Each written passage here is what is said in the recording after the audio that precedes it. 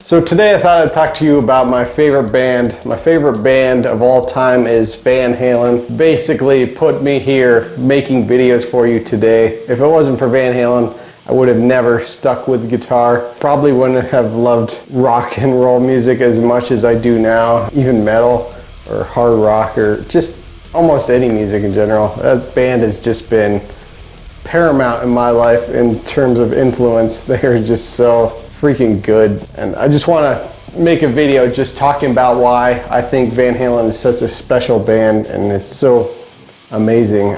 First of all, I've never heard a guitar that sounded like Eddie Van Halen's guitar in my entire life until I've heard Van Halen. I know I was pretty late to the party when it comes to rock and roll, but when I first heard Eddie Van Halen's playing, I was just like, this is it. This is the guitar. This is what guitar sounds like.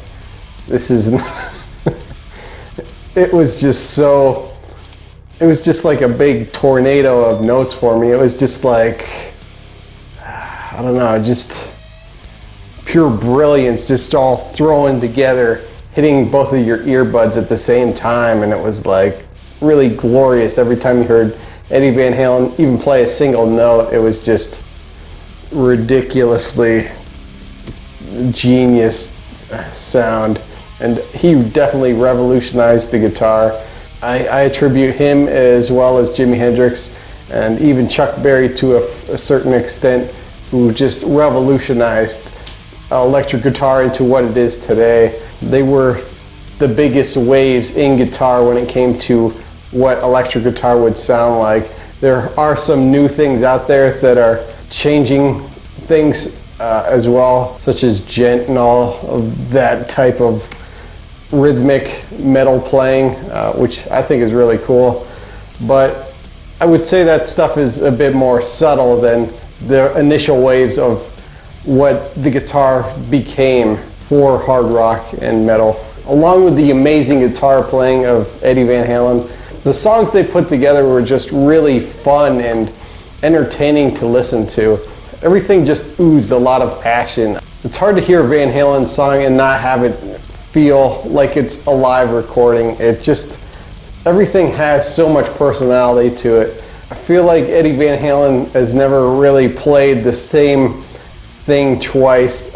You can hear a lot of small licks here and there that are not premeditated whatsoever. The whole thing just has this aliveness to it, and everything sounds somewhat improvised a bit. And I think that's really the thing that makes me love Van Halen a lot, is just how spontaneous they were, just how spontaneously genius they were. They were so freaking good. To me, it sounds like ZZ Top on steroids. For me, it's my Led Zeppelin. A lot of people think of Led Zeppelin as the greatest rock band of all time, and I love Led Zeppelin, but to me, Van Halen is where it's at. It's just so fast and intense, and it just hits you in just the right ways. Has a certain swing to it, has a lot of personality to it, and it just makes you feel good, and it really brings you up into a higher mood when you listen to Van Halen. It's just really fun music. That's what I like about it. It's just fun and positive. Everybody in that band was so instrumental in terms of what the sound would be like. Without Eddie Van Halen, there would be no genius guitar playing. Without David Lee Roth, you would not have that showmanship. You probably wouldn't even have the whole fun spirit of Van Halen. If you listen to David Lee Roth's solo albums like Eat 'Em and Smile and everything after that, they all still hold that same Van Halen old school spirit that the original albums had, and I think they're just as good as the original Van Halen albums. They may not have Eddie Van Halen on them, but they have that soul to it that I really love about it. Eat 'Em and Smile, I put that up there, right up there with the early Roth albums. Michael Anthony is very underrated. His personality in terms of this whole showmanship with that whiskey drinking, fun loving dude you would have a beer with. He definitely was the glue that kept everybody together, and I think his personality as well really made the whole unit work well. on top of that, his vocals were just exceptionally amazing, really good. They just really added that extra sheen and polish to Van Halen. I've never heard a man sing falsetto quite like Michael Anthony has, and God, I cannot believe that voice came out of that man. He was so good. Lastly, we have Alex Van Halen. Alex Van Halen has his own style as well, and like, along with his personality, especially his personality in terms of the videos, was really cool. He always came off as a ladies' man. He always came off as just too cool for school, and I always really liked Alex Van Halen. I always thought he was a great drummer, especially on Hot for Teacher. Like, I remember years not thinking that was a motorcycle sound, just thinking that was his drum sound. But even if you listen to him live, he's still doing that similar pattern, and it just boggles my mind how he does it. On top of that, he has a real swing to his playing, and you can hear that whole type of old school jazz influence in his playing, and I think that's really pretty neat. The whole band has that whole type of rhythmic party rhythmic party thing going for it that really makes them fun to listen to. Let's talk about the Sammy Hagar days. There are two camps when it comes to Van Halen. There's people that are purely David Lee Roth era guys, and I totally get why you would be a David Lee Roth guy. I prefer those albums highly over all the Sammy Hagar albums, but I still like Sammy Hagar as well. He put out a lot of great songs with Van Halen. He may not have the same personality David Lee Roth had, but when I got into Van Halen, I started with the Best of Volume 1. I'm a very young guy to the whole Van Halen drama thing, and to me, I loved all of the songs. I was just like, I love the Roth era so much, but the Sammy stuff is pretty good too.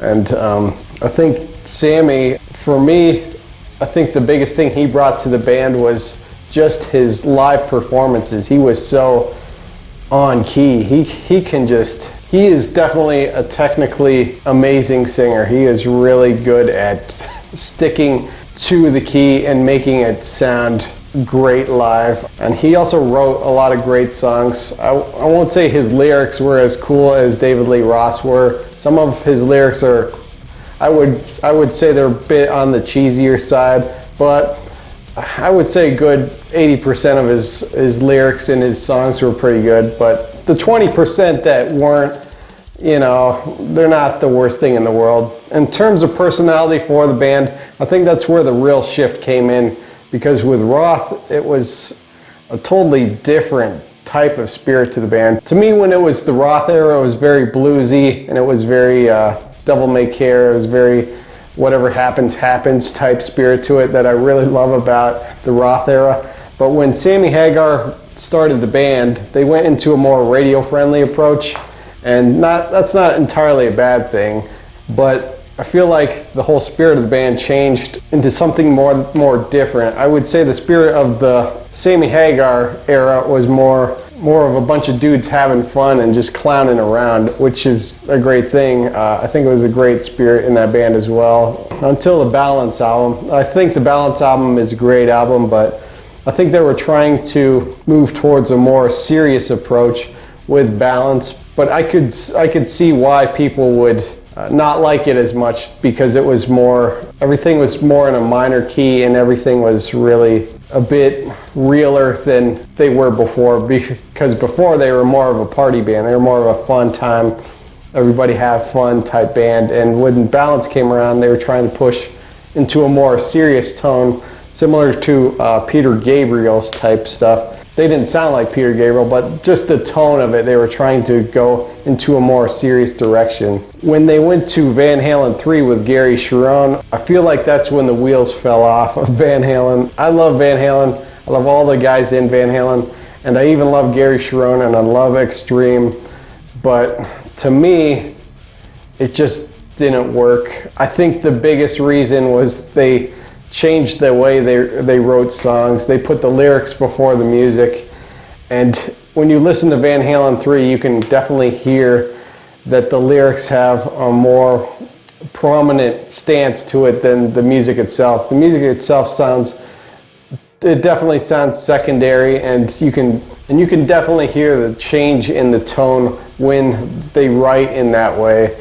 Gary's voice, it possibly could have worked if they didn't go into this serious direction and didn't change the way they wrote songs. I could see it kind of working, but because of what they did, they really tried to change way too much with Van Halen when they went into the Van Halen 3 direction, and it just did not pay off for them. Lastly, let's talk about Different Kind of Truth. I thought that was a great album.